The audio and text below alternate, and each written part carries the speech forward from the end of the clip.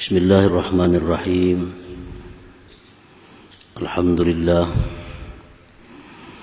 Alhamdulillahilladzi samma nafsahu bil khaliqil bari'il musawwir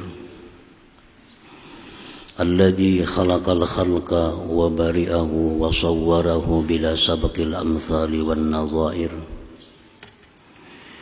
Ashhadu an la ilaha illallah wahdahu la syarika lahul mudabbirul muqaddir.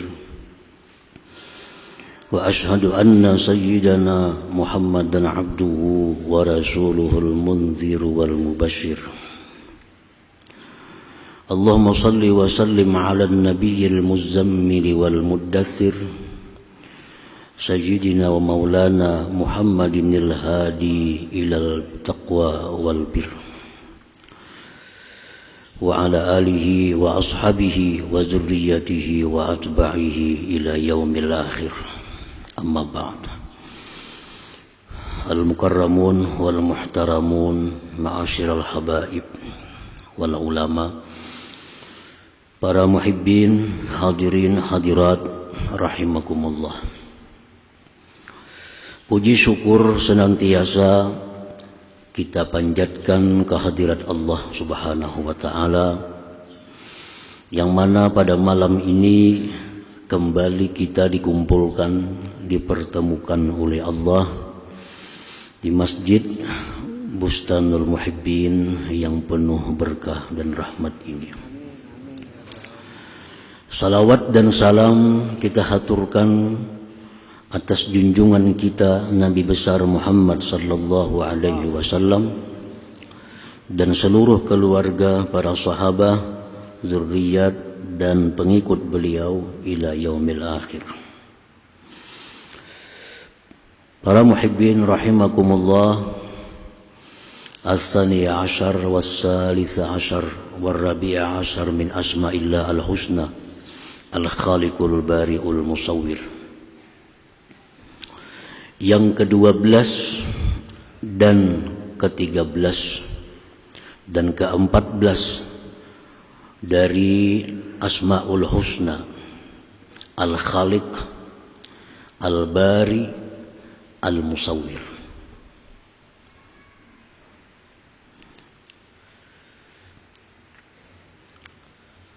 Dalil daripada tiga nama itu sebagai namanya Allah Subhanahu wa ta'ala di dalam Al-Quranul Karim. Allah Subhanahu wa ta'ala berfirman dalam surat Al-Hasyr, Huwallahul khaliqul bari'ul musawwir. Al-Khaliq, Al-Bari, Al-Musawwir itu merupakan tiga nama yang dianggap mirip maknanya. Tetapi kata Imam Ghazali itu bukan mirip dan masing-masing mempunyai fungsi. Al-Khaliq, Al-Bari, Al-Musawwir. Allah subhanahu wa ta'ala bi'atibari taqdiri hadhil umur yusammal khaliq, wa bi'atibari ijadi minal adam ilal wujud yusammal bari, wa bi'atibari taswiri hadhil umur yusammal musawwir. Maka Allah subhanahu wa ta'ala dengan memandang, mengiktibar,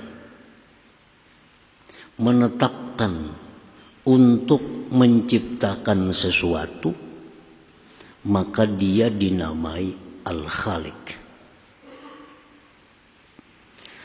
Dan dengan mengiktibar Allah mewujudkan sesuatu itu dari tiada kepada ada, dinamai Allah itu dengan nama Al-Bari.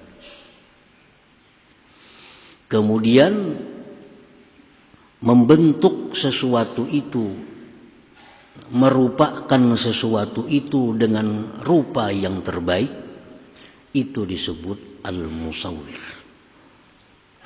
Jadi apabila kita melihat suatu makhluk Allah, maka itu tidak terlepas daripada Al-Khaliq, Al-Bari, Al-Musawwir. Karena adanya seluruh yang di alam semesta ini itu merupakan mazhar atau penampakan dari nama Allah Al-Khaliq, Al-Bari, Al-Musawwir ini. Para muhibbin rahimakumullah. فإذا قدر الله تعالى أن يخلق الإنسان بصورة الخاصة مثلا فهو الخالق. Apabila Allah Subhanahu wa taala menetapkan untuk mencipta manusia dengan sifat tertentu umpamanya, maka nama Allah itu adalah Al-Khaliq. Jadi Al-Khaliq ini hanya berupa ketetapan dari Allah untuk menciptakan sesuatu dengan sedemikian rupa. Allah menetapkan untuk menciptakan sebatang pohon dengan demikian. Itu ketetapan Allah menciptakan pohon tadi, namanya Al-Khaliq. Imam Ghazali dalam kitab beliau Al-Maqsidul Asna menjelaskan untuk memudahkan paham. Beliau bikin contoh. Padahal Allah itu maha suci daripada contoh. Cuma untuk mendekatkan paham. Andai kata kita membuat satu keputusan, membikin rumah dengan demikian. Nah, itulah Al-Khaliq. Al-Khaliq. Jadi hanya berupa satu keputusan untuk menciptakan sesuatu dengan demikian sifatnya, perhiasannya. Nah, disebut Al-Khaliq. Nah, kemudian apa yang diputuskan oleh Al-Khaliq tadi diwujudkan. Dari asalnya tiada diwujudkan kepada ada. Nah, mewujudkan sesuatu yang asalnya tidak ada itu kepada ada, itulah Al-Bari. Al-Bari. Nah, sesuatu yang sudah diwujudkan oleh Al-Bari ini disusun, dirupakan, diperhiasi, itulah namanya Al-Musawwir. Potongan-potongan kita yang macam ini, nah itu Al-Musawwir. Ada rupa macam ini, ada yang hidungnya mancung, ada hidungnya macam itu Al-Musawwir. Dan itu yang paling terbaik ciptaan Allah untuk dia.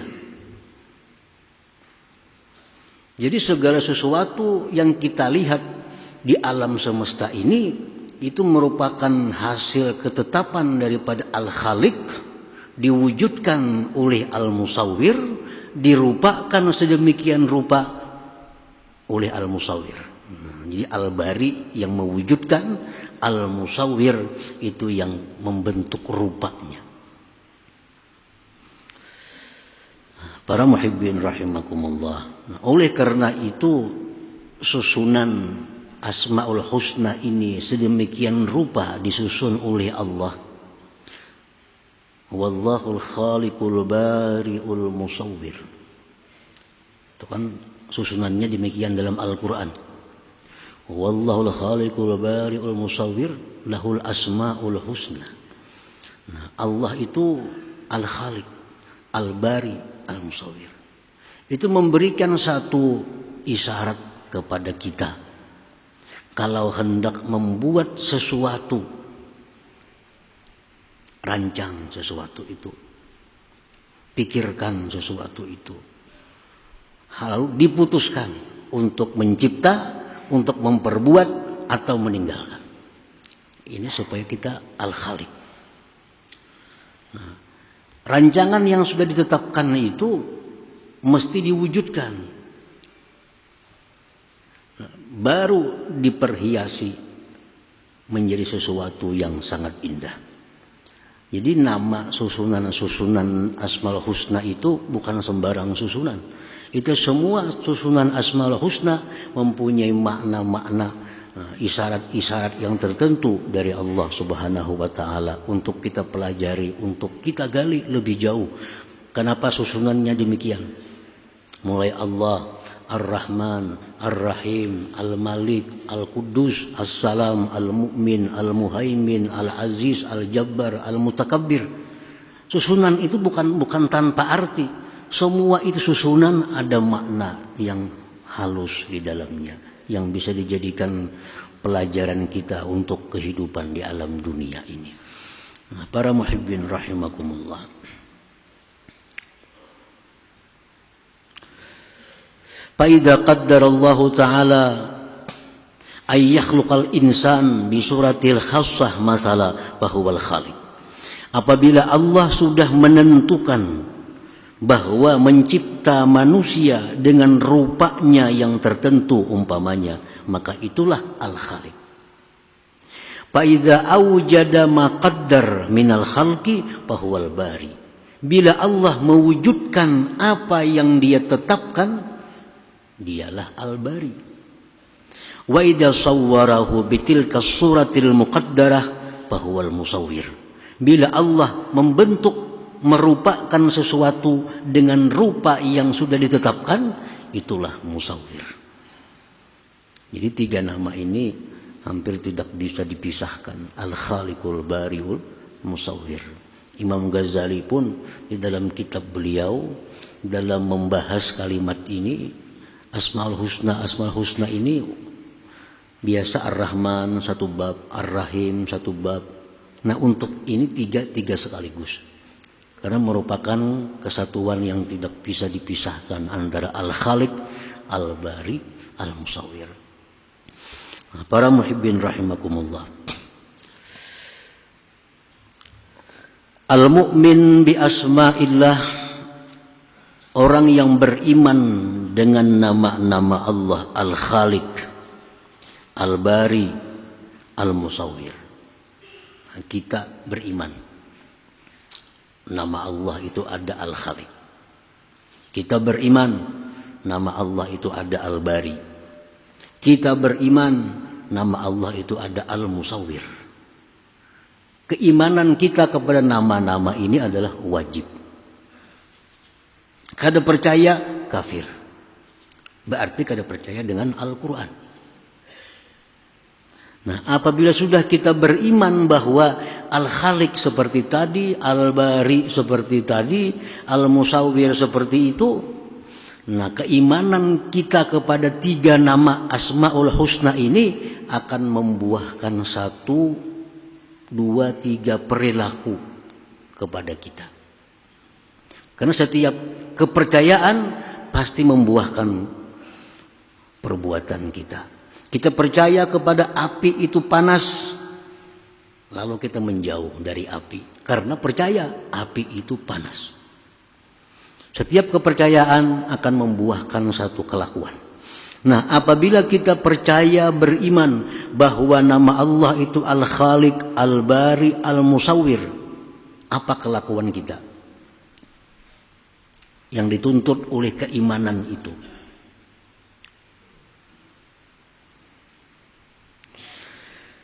Ayyuqaddira fi'lat ta'at wa dzalika bihammiha. Bahwa orang yang beriman dengan 3 nama Allah tadi, dia mesti menentukan akan memperbuat ibadah, akan memperbuat taat. Dan yang demikian itu bihammiha, dengan mencita-citakannya, dengan cita-cita yang kuat. Jadi dalam hati kita ini mesti ada ketetapan, cita-cita yang kuat bahwa kita ini hidup untuk ibadah kepada Allah. Itu sudah ketetapan kita dalam hati, sudah merupakan cita-cita kuat dalam hati kita bahwa kita hidup ini adalah untuk beribadah kepada Allah Subhanahu wa ta'ala. Baik secara umum Atau lebih baik lagi, ketetapan-ketetapan ibadah, cita-cita ibadah kita itu kita rincikan satu persatu agar lebih banyak dapat ganjaran pahala dari Allah Subhanahu wa taala. Misalnya, setiap malam kita mempunyai takdir, ketetapan, cita-cita yang kuat. Setiap malam kita bercita-cita, esok pagi aku sembahyang subuh berjamaah di awal waktu. Nah, cita-cita. Dan esok aku akan sembahyang duha pada jam 9 misalnya. Esok aku akan baca Quran 1 juz. Esok aku akan sembahyang zuhur berjamaah di awal waktu. Besok aku akan sembahyang maghrib di awal waktu berjamaah. Besok aku akan bersedekah. Besok aku akan memberi makan orang. Nah, kita buat cita-cita, kita buat ketetapan-ketetapan kita untuk besok hari. Nah. Dan lebih baik lagi, ketetapan kita itu disertai, digantungkan dengan masyiatillah, dengan insya Allah. Lebih tambah lagi pahalanya. Jadi kita malam, baik kita beraba, baik kita duduk di kursi, baik kita apa, nah, kita merenung, hati kita bicara, menetapkan kegiatan-kegiatan keagamaan esok hari. Rencanakan.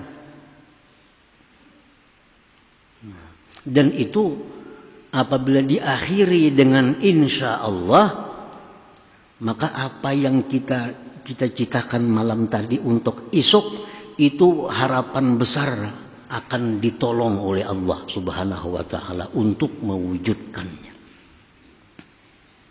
Jadi alangkah baiknya cita-cita ibadah yang kita lakukan di masa akan datang, kita tutup dengan insya Allah. Berkat insya Allah itu Allah bantu kita untuk mewujudkan cita-cita itu. Para muhibbin rahimakumullah. Di dalam sebuah hadis yang sahih disebutkan bahwa Rasulullah bersabda yang maknanya, Nabi Sulaiman bin Daud alaihissalam, beliau mengawini 60 perempuan. Ada riwayat mengatakan 70. Ada mengatakan 90. Walhasil Nabi Sulaiman mengawini banyak perempuan.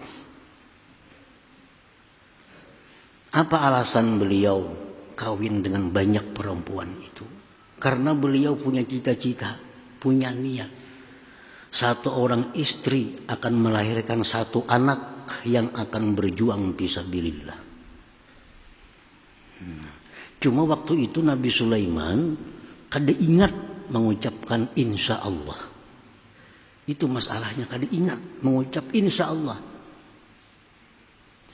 Nah, waktu berjalan, semua bini sidin itu tamanang. Tamanang begitu nampak mandul. Pada malah alang 90 bini mandul. Cuma satu yang bisa melahirkan. Yang lahir itu pun anaknya kada sempurna, hanya separuh tubuh, kada bisa apa-apa. Rasulullah SAW Nabi kita bersabda, memberikan komentar terhadap kisah itu. Ujar Nabi kita, andai kata Nabi Sulaiman itu mengucapkan insya Allah, maka semua istrinya akan melahirkan pejuang-pejuang fisabilillah. Jadi setiap kali kegiatan, rencana kegiatan kita ibadah, sangat dianjurkan dalam agama kita ditutup dengan insya Allah itu. Besok kita punya niat, malam ini punya niat, malam ini punya cita-cita yang kuat, malam ini punya ketetapan, esok sembahyang subuh, duha, sembahyang zuhur, berjamaah, memberi makan orang, bersedekah, berbuat macam-macam kebaikan, insya Allah. itu akan dibantu oleh Allah. Jadi kalau kita beriman dengan nama Allah Al-Khaliq, kita mesti menetapkan perbuatan-perbuatan ibadah kita. Karena kita dicipta oleh Allah hanya untuk satu, ibadah kepada Allah Subhanahu wa ta'ala. Nah kemudian sesudah kita bercita-cita demikian, bukti iman kita kepada Al-Khaliq, sampai besok waktunya wujudkan ibadah yang kita citakan itu. Sebagai bukti iman kita kepada Al-Bari, nama Allah yang mewujudkan apa yang ditetapkan. Janji subuh sembahyang berjamaah, laksanakan. Pukul 9 janji sembahyang duha, laksanakan. Janji malam tadi membaca Quran 1 juz, laksanakan. Nah, semua cita-cita itu kita laksanakan. Nah, hadirin hadirat para muhibbin rahimakumullah. Jadi keuntungannya kita mencita-cita kebaikan itu, keuntungannya kita menetapkan satu kebaikan yang akan kita perbuat di waktu yang akan datang itu kita sudah dicatat oleh Allah satu kebaikan. Satu kebaikan. Dalam riwayat yang sahihah disebutkan Allah berfirman dalam hadis qudsi, paman hamma bihasanah, barang siapa yang memperbuat satu kebaikan, mencita-cita satu kebaikan, mencita-cita satu kebaikan, dan belum dia laksanakan kebaikan itu, kata baha indahu hasanatan kamilah, Allah tulis dalam buku catatan amal satu kebaikan yang sempurna. Belum lagi digawi, belum dilaksanakan, kita sudah dapat keuntungan satu kebaikan yang sempurna. Jadi itu keuntungan ibadah yang dicita-citakan dengan ibadah yang secara spontan. Ibadah yang dicita-citakan itu ada plusnya. Berapa jam kita waktu mencita-cita ditulis oleh Allah, dan kita dijadikan orang yang punya maksud baik. Nah, dijadikan Allah orang yang punya niat yang bagus.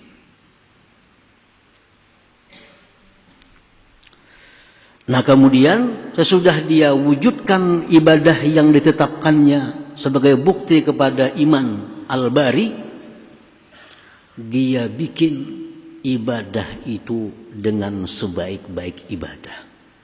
Jangan asal ibadah. Dia bentuk ibadah itu dengan rupa yang sebaik-baik rupa ibadah. Sebagai bukti dia beriman kepada nama Allah Al-Musawwir. Jadi 3 macam itu. Tetapkan ibadah-ibadah yang akan kita perbuat. Sampai waktunya wujudkan ibadah itu. Yang ketiga, hiasi, perbaiki ibadah itu sehingga menjadi ibadah yang sangat baik di sisi Allah Subhanahu wa ta'ala. Para muhibbin rahimakumullah. Nah bagaimana cara menjadikan satu ibadah itu menjadi ibadah yang bagus? Imam Al-Ghazali mengatakan, yang pertama, ibadah yang kita perbuat ini menjadi ibadah yang bagus bi ikhlasil amal, dengan mengikhlaskan amal. Ikhlas amal ini seperti apa? Ikhlas amal ini kaniyatil imtisal li amrillah ta'ala. Seperti dia niat melaksanakan perintah Allah Subhanahu wa ta'ala. Sembahyangnya menjunjung perintah Allah, baca Qur'annya menjunjung perintah Allah, memberi makan orang lain menjunjung perintah Allah, silaturahmi menjunjung perintah Allah, menuntut ilmu menjunjung perintah Allah. Itu amal yang indah, yang bagus apabila kita ikhlasul amal, ikhlas dalam beramal. Nah yang kedua, supaya amal ibadah kita ini lebih indah lagi, al-ikhlas fi talabil ajr, ikhlas dalam mencari pahala, ikhlas dalam mencari ganjaran. Bagaimana ikhlas mencari ganjaran itu? kabtigha'i mardatillah, seperti menuntut, mencari keridaan Allah. Jadi kita beramal karena menjunjung perintah Allah dan mencari keridaannya. Mencari keridaannya. Termasuk dalam bab ikhlas mencari pahala ini, seperti dia minta ganjaran kadukhulil jannah, seperti masuk surga. Masuk. Aku sembahyang ini karena Allah dan supaya ke surga. Masuk dalam ikhlas talabul ajr. Atau yang lebih rendah lagi, dia beribadah itu menjunjung perintah Allah li salamatid darain, untuk selamat dunia akhirat. Itu masuk dalam ikhlas talabul ajr. Nah, jadi kita beribadah menjunjung perintah Allah dan mengharapkan ridhanya. Itu yang nomor satu. Itu amal yang sangat indah dalam pandangan Allah subhanahu wa ta'ala. Lebih indah daripada orang beramal karena mencari surga atau mencari selamat dunia akhirat. Walaupun itu baik, tapi lebih baik lagi kalau kita beramal mencari keridhaan, mengharapkan keridhaan Allah subhanahu wa ta'ala. Para muhibbin rahimakumullah. Yang ketiga, amal itu supaya lebih indah, lebih bagus, wa bizikri minnatillahi ta'ala, mengingat anugerah Allah. Nah, kita ini beribadah, kita ingat bahwa kita bisa beribadah ini anugerah Allah. Anugerah Allah, bukan dari diri kita, bukan dari karena ilmu kita. Bukan dari ilmu kita bisa beribadah, tapi kita bisa beribadah karena anugerah Allah. Nah, ingat itu. Jangan macam Qarun. Qarun itu alim, luar biasa alimnya, bahkan hafal Taurat dan paling hebat bacaan Tauratnya. Tapi Qarun ini kaya, dia merasa kayanya itu dengan ilmu pengetahuan yang ada pada dirinya. Dia lupa itu anugerah Allah. Akhirnya Qarun dan hartanya tenggelam. Karena ada ujub dalam dirinya, merasa itu dari dirinya sendiri, dari ilmunya, dari kehebatannya. Nah, jadi kita beramal, kita bisa nuntut ilmu, kita bisa berkumpul di sini semata-mata karena kita dapat anugerah Allah. Dapat anugerah Allah, dapat taufik hidayah Allah, dan kita dapat berkumpul di sini. Setiap ibadah kita ingat bahwa ini anugerah Allah. Nah, yang keempat, supaya amal itu lebih indah di sisi Allah, wa ta'zimi taufikillah, mengagungkan taufik Allah ini. Mengagungkan, kita ini merasa bangga, kita merasa untung bahwa kita ini bisa beribadah. Merasa untung. Kita dapat duit 1 juta, pasti ada merasa untung. Dapat duit 10 juta, pasti ada kita merasa untung. Nah, kita beribadah ini bisa lebih lagi hendaknya merasa untung, dapat taufik dari Allah subhanahu wa ta'ala. Bila 4 hal ini kita sertakan dalam ibadah kita, maka ibadah ini bukan hanya sekedar ibadah, tapi merupakan ibadah yang dirupakan dengan rupa yang sangat indah di sisi Allah subhanahu wa ta'ala. Para muhibbin rahimakumullah. Jadi itulah buah iman terhadap nama Allah Al-Khaliq. Kita atur, kita rancang, tetapkan ibadah-ibadah yang akan dikerjakan. Buah iman kepada Al-Bari, kita wujudkan ibadah yang sudah ditetapkan. Buah iman kepada Al-Musawwir, kita baguskan ibadah yang sebagus-bagusnya di sisi Allah subhanahu wa ta'ala. Mudah-mudahan Allah memberikan hidayah kepada kita. Amin. Ila hadratin Nabi sallallahu alaihi wasallam. Al-Fatihah. Iyyaka na'budu wa iyyaka nasta'in. Shiratal ladzina an'amta 'alaihim ghairil maghdubi 'alaihim waladdallin. Bismillahirrahmanirrahim. Alhamdulillahi rabbil alamin. Salatu wassalamu ala asyrafil anbiya'i wal mursalin wa ala alihi washabbihi ajmain. Allahumma inna nas'aluka al-afiyata wa al-daimah fid din wa dunya wal akhirah. Allahumma salli ala sayyidina Muhammadin salatan tunjina biha min jamil ahwal wal afat. Taqdir lana biha min jamil hajat wa maghfir min jami'i sayyi'at wa tawna biha al darajat wa tuballighuna fi asrati min khair fil hayati wa ba'da al-mamat.